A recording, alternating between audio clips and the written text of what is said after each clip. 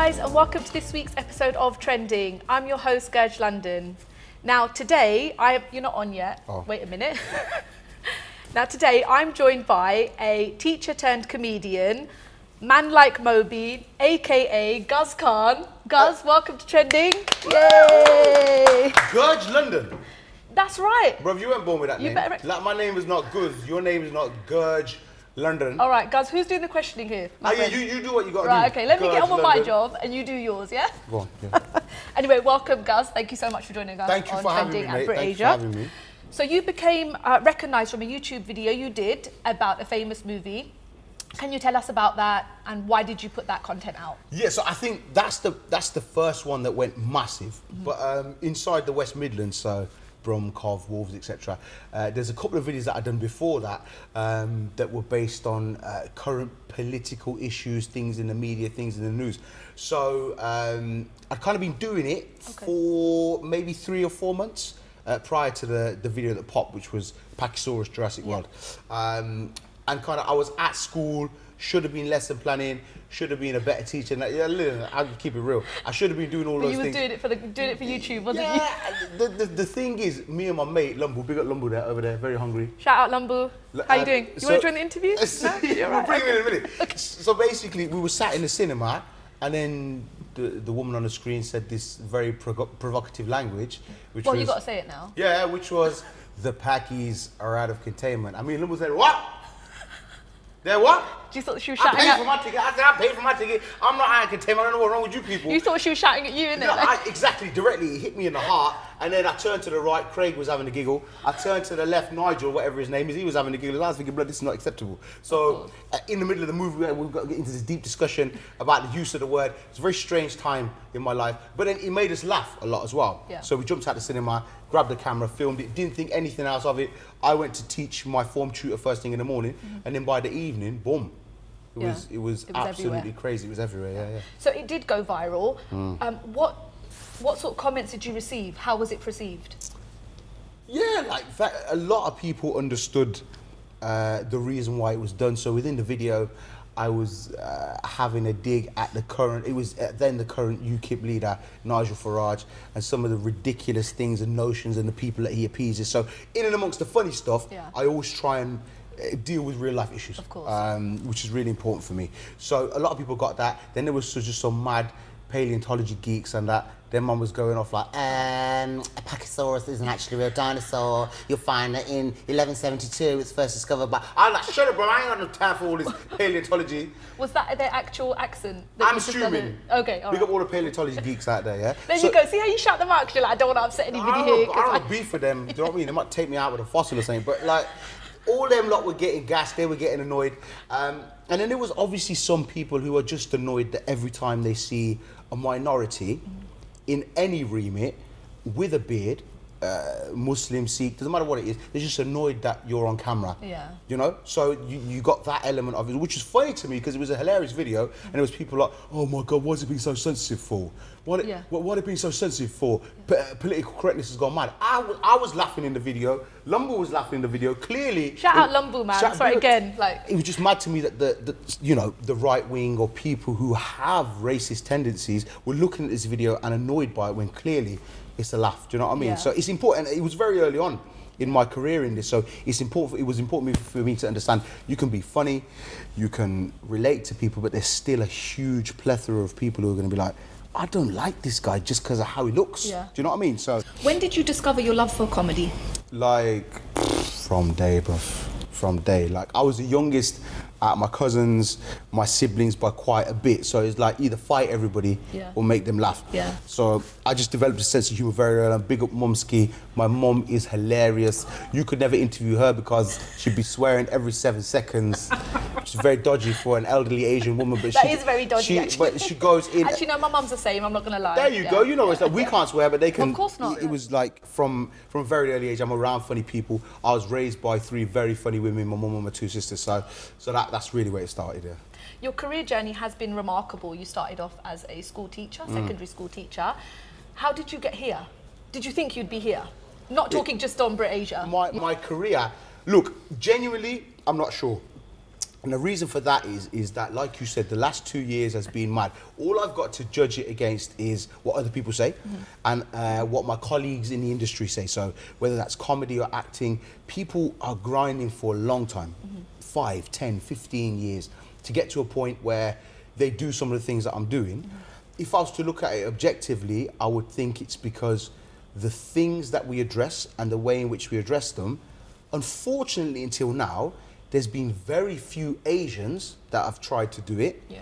And done it well. Yeah, well, yeah, there's definitely that element, but I think just give it a go. So your new TV series on BBC is out, Man Like Mobeen. Out. Tell us a little bit about that. How did this happen? So, yeah, Mobeen's the same character that was in Pakisaurus. Okay. And for me, very early on, I always wanted to use him as a social tool. Okay. So I wanted to use him as a way for people to look at Small Heath in Birmingham, to look at Southall, London, wherever it might be. You know, areas that don't usually get press attention, media attention in a positive way. But it's just like, so knowing those areas and knowing the characters that instead of, that's a funny sound. Mobeen could have been a funny sounding guy from Small Heath. Yeah. But I didn't want that. I wanted Mobeen to represent all of the complexities of being from an inner city area. A guy who's, you know, I've lived it myself, my friends have lived it. Even if you do have a sketchy past, leaving it behind is really tricky. Yeah. You know, your own community will judge you, the hierarchy will judge you. So having the complexity to the characters is really important. So a man like Mobeen, I think, has done a very good job at showing characters, black, Asian, white characters from an area like that in their realist form. When you look at other shows that have been from these areas before, it's all like just old school characterizations, fam, and I ain't got no time for that. You got time for that, Gurj? No, I haven't got time for that. I ain't got time for all we this. Got time Hello, for that. Ain't nobody got time for that. Bro, I ain't got time for this, man. And I think it's important that, you know, coming through now, the next generation, they understand that don't always do things so people laugh at you. Try and do it so they laugh with you, right? Though it's a very British trait, and it's a brilliant thing comedically, that we take the mick out of ourselves. I love it. We do it all the time. It's a very British thing, isn't it? It's a super British thing. But there's a caveat to that, which is ensure that you're creating content that appeals to the people that it's about, instead of mugging them off. Of course. Who is Mobeen? Where did you get the inspiration from for this character? Mobeen is an amalgamation of all my friends. So they are some of the most, you know, they'll never be on a stage and they'll have a microphone, because that's a different skill. Yeah. But naturally, like the best laugh I will ever have is with my mates. Yeah. And for you. You can go watch a comedy show and you'll get it, it'll be funny, it'll take you for a journey. The best laughs you have are with your friends and family. Yeah. So he's a combination of lots of people I know, and just how raw and funny they are. Like, I'm talking like when I was at uni, some of these Brummy lads would roll up to a lecture like, yo, baby, you know what, yeah? You're looking peng, you know. Like, bruv. People still talk like that? She's like lecturer, bruv. Have some, shut 'em. Have some, shut 'em, my friend. But it's just that confidence, that uber confidence to roll up to a 50-year-old lecturer like, you know, you're peng, you know. Yeah. Where do they get the confidence from, do you think? But I think it's a product of, if you're from a tough environment, you have to develop parts of your personality that otherwise you wouldn't have to. Yeah. So the confidence thing is from that probably, yeah. What was the intention behind this programme? I want to make it for the people, and without a shadow of a doubt, the way that people have fed back has been woof. Yeah. Pick up everyone that watches it, and it's for everyone. It's not just Asian comedy. Yeah. It's not just a comedy for black guys. It's a comedy for anybody who's from the working class, and it can resonate with them. So I'm very happy about that. So you have created that series too. How does it feel knowing your ideas and what you've created is on mainstream TV? That must be absolutely nuts, right? It's cash. Unreal. Bro, it's cash. Why are you acting humble now? I swear down. I'm not even... Can you confirm this? I'm more bothered about what we're eating for brunch, because I eat brunch, elevating my level. Yeah? But essentially, no, I'm not. You have to understand my life. My life is the people around me don't take nothing I do seriously. Yeah. If I was giving it too much attention, I think that might spoil me a little bit. Yeah. So it's good. It's great. I'm very, very happy. So anyway, Guz, what can we expect from you for 2018? Hopefully stay out of prison, which is a big priority of mine. And then very big priority. But I'm just saying, it's a very important one. And then beyond that, are you hoping for a season 2 for Man Like Mobeen? Oh, it'd be good. Yeah, it'd be good. I think the people, which is most important, the people love it so much that it kind of feels like it's inevitable that it would go that way. Yeah. But then it's figuring out, what do we say? How do we do it? We've only had a very small look at his character and his life. Yeah. I would love to stretch it out to the whole area and look at, you know, the amazing characters you have in a working class, inner city, vibrant community. I've got a new job. Okay, let's hear it. Big up Audi and that, assistant manager, all them man there. Ooh, you're gonna be one of those guys cruising with the windows down, chirping fair girls. In Aldi. Oh, Audi, I see you said Audi. My bad. Bro. That's still foreign though. It's a foreign whip. It's a foreign place. It's still foreign. In the aisles. Hello, darlings. Careful, auntie. That's my bad. I thought you said Audi. No, not Okay. Audi, but it's. But that is still foreign. It's not. Yeah, so I've got a new job in London for 4 months, Okay. filming an exciting project. I can't really say much more than that. Hopefully, series 2 comes in, and then more and more stand-up. Because it's an art. Stand-up is. Can I say one thing? Of course you can. Go for it. If you are interested in stand-up comedy, take that craft very seriously because it's an art form to engage an audience, to build and create jokes. So that art, I've done live at the Apollo, which is amazing, but that's really just a start. Okay. If you want to get as good or even close to the masters of the art like Dave Chappelle, you know, a 30-year process that is, bruv. Do you know what I mean? So it's a constant work in progress. So it sounds like a busy year for you. Yeah, and then I've got bare kids, so I've got to look after the kids. How many kids you got? 4 that I know of. Well, I don't know. You just. 3. No, sorry, 3 You just done a. Three that I know. 3. I said 3, not 4. Sorry, baby. You just done a Darth Vader about being. No, sorry. He says I'm not your father. You said you are their father. We don't know how many. You're gonna son them, Guz, yeah? That's all we've got time for part 1. But make sure you join us after the break for part 2, hot off the press. London, you know.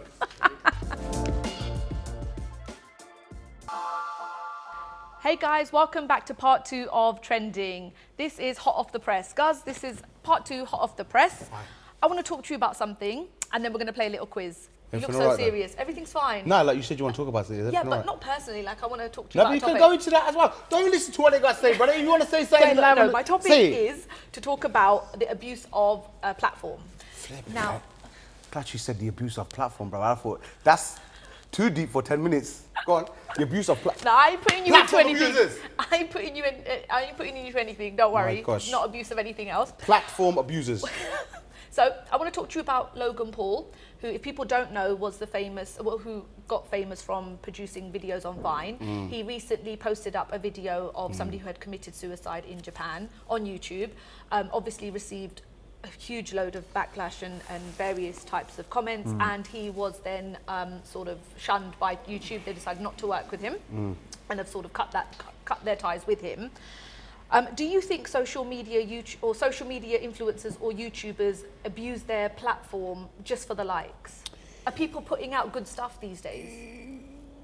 In reference to that guy, I don't know that. Okay. I'm not 15 okay. years old. Like, no, like, I know about the thing, but I don't Okay. really watch the guy. And Okay, that's what yeah. 15-year-olds like, yeah, it's sick and that, like, and mother got life, you get me? So I ain't watching the YouTube videos. But what I'm saying is... You watch your own though, innit? I watch my own, obviously. I need the likes. But what I'm saying is, in terms of that specific point, I think it goes very simply to what you said.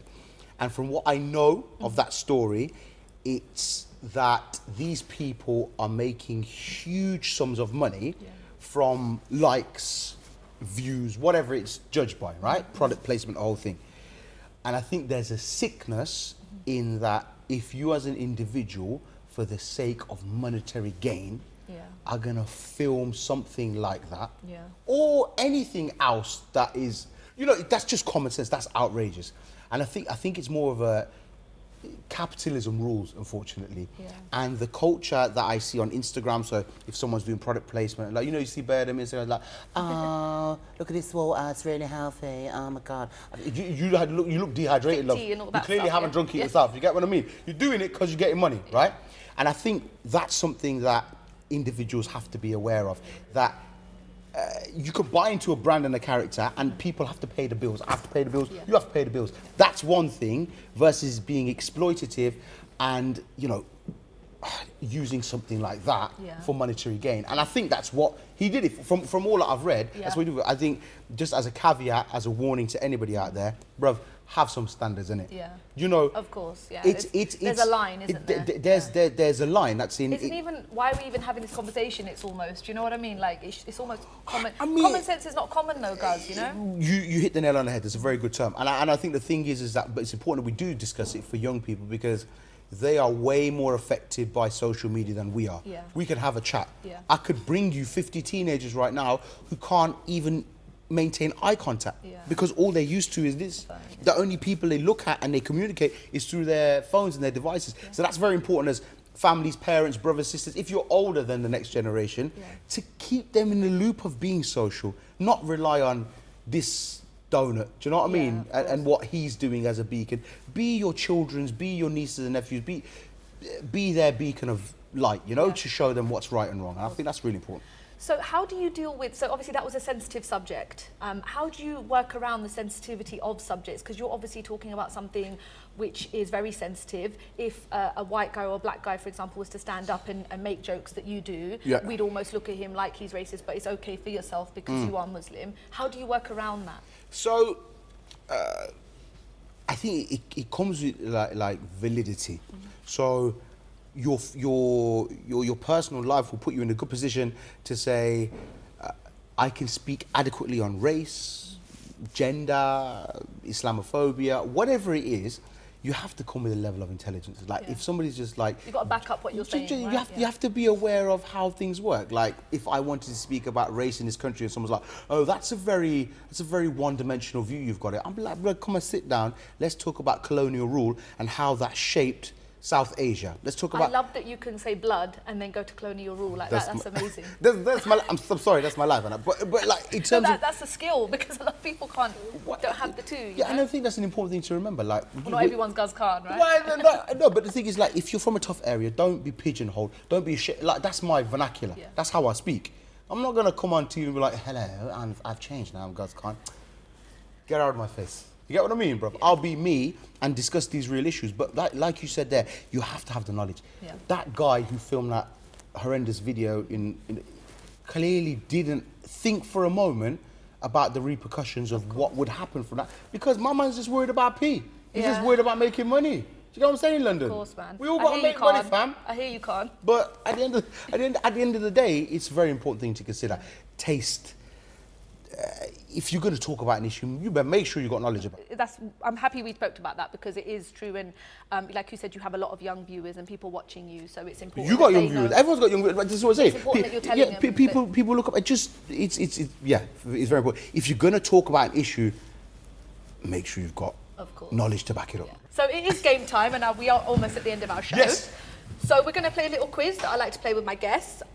So basically, this quiz is a general knowledge quiz. Go on, mate. And basically, it's a basic entry-level quiz for primary school children. And apparently, don't cheat, 96% of all adults will fail this test. You used to be a teacher, Guz. Can you confirm that? Well, yes, I can. Okay, yeah, what did you teach? I was a humanities specialist. What does humanities mean? History. Do you want me to explain what humanities means? Because I don't think you've got the time for me to get into what humanities means. I'm producing this show now. Right, we've got 5 minutes. History, so we need to wrap geography, this up. RE, go for it. Okay, well, this has got nothing to do with those. A little bit of everything, but yeah, it's an entry-level quiz. I'm going to ask you 10 questions. You need to answer Hold a minute. them. Who has established that this is an entry-level quiz? Google. Brother. And Gurj London and BritAsia. Are you happy with that, Guz? Can we move don't forward? believe everything you read on Google neither. Are you saying this because you know you're not going to get them right? So far, we've had 2 guests who have got 10, which has been JK, man like JK. Where have you been? Man like JK, where have you been, my brother, my G? Anything else? Okay. Afghanistan. And we've also had Bambi, the singer, model and actress, who also got 10 out of 10. Ready? Are you ready? Are you sure? Go on. Okay. Question 1. What colour do you get from mixing blue and yellow? Brother, I'm not good with these primary, tertiary colours. Don't try and get out of it now. I taught secondary school. I didn't That's teach right. them. All your students are watching now. You better put on for them. Say again. What colour do you get from mixing blue and yellow? Purple, innit? What is it? Guys, I know you ain't got the time, but I don't have the time either. Are you playing with me? What is the purple? Green. Brother, man ain't got. Right, okay.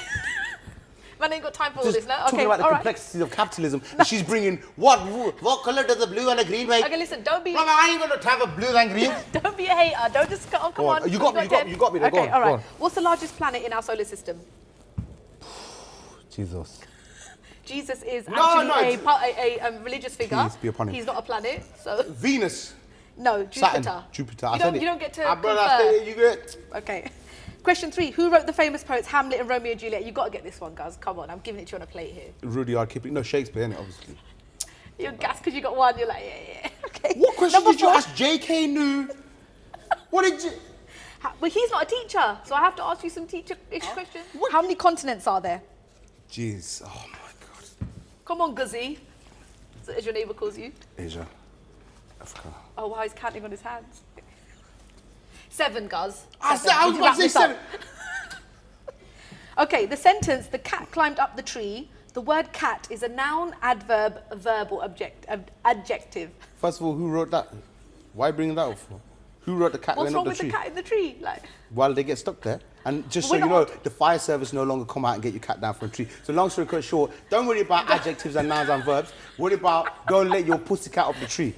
No pussy cat in the tree. it's a noun. I said that. Okay. Noun. I'm gonna like go easy on you because I feel like you're struggling here. Go on. Okay, which ocean is the largest? The wet one. Can you be a bit more specific? I've kind of given it to you guys. Like, can you be a bit more? I'm just going to go up. The Atlantic Ocean is the largest. I just told you the answer. Yeah, I know, but I don't want planes you get. I don't want help from you guys, London. I don't want none of that. All right, okay. You Go don't on. want the hand? No. You don't, okay, all No, I right. will. Go on, no, go. Which year was Pearl Harbor bombed? Bruv, why are you talking to me about bombing and that? Bruv, you get me? Guys, you got like 2 You're going to minutes, shut man. BritAsia down. Soraya's giving me dirty looks here. I don't even want to say the word bombing. I didn't have nothing to do with Pearl Harbor. Is all you man need to know. All my cousins, Well, nobody. you couldn't have. It was in 1941, and you're not that old, guys. So, And okay. then- You're doing really bad here because you haven't even got one. Go on. I Last got few. one. Which one did you get? Pussycat one. What was it? You didn't even say it was a noun. I said green, whatever it was. Go on. Go on. What cat is green? No, the colour. All right. Go on. Number 9. What essential elements do trees provide? Tree sap. Element. So Oxygen. there bruv. you go. 2. You've got 2 something. It's not just trees, plants in general. Right. Through the process Last of what? one, Guz. Through the process of what? Photosynthesis. Like, not even photosynthesis. Come on. What's 12 times 12? So here's what we do. Listen, we do 10 Guz? multiplied. Listen, we do 10 multiplied by 10, which is you always add a zero. It's your question. I'm the presenter. Zero, and then you do the. I'm teaching the kids. Okay, look, go on, I'm go breaking on, it go down. on. Give- So quick one. first of Break all, it you down, break it multiply the down. 10 by the 10, which is. Can we shout that out, please? 10 by 10. 100. Thank you, mate. And then you multiply the 2 by the 2, which is. 4. You then add those together, and what do you have? 140. That was teaching. I could have just given the answer, but I taught, didn't I? Okay, all right, Guz. I'm a teacher. Man, I That got time was for absolutely atrocious. You got 3 out of 10. Probably one of my worst games that I've played. What? I don't like your game. But wow, okay, How about that? all right. No need to get personal here. No need to get personal. But I do want to say you used to be a teacher, so What obviously does what does equilibrium mean? Right. So that's all we've got time for, unfortunately. What is onomatopoeia? Can you spell onomatopoeia? Because I can go on. London. Guys, that's all we've got time for, unfortunately. Don't be a sore loser. You can come back. Are you going to come back and play another game with us? No. Wow. Look at him sulking here. I'm done. I'm done, Man BritAsia. like Moby. Look at this. Man like Moby. No, listen. Big up BritAsia. Big up your show. And listen, you them out there, listen to me. Be productive. Do good things. Yeah. And remember, Lumbo is still available to marry. Why are you shy for, bro? I'm trying to find you again. Can you leave him alone, please? This guy. Lumbo is a very attractive man, 6'4". No, that's all we've got time for. Thank you so much for joining us, Guz. You've been Guz. You've been a great It's guest. Guz, actually. It's Guz. Yeah. Is that a good Birmingham accent? Whole time, Gaz. Guz. Oh, Thank Guz you for Khan. joining us, Guz. Thank you, no, big up BritAsia, all them man there. Brilliant. And make sure you join us next week on Trending.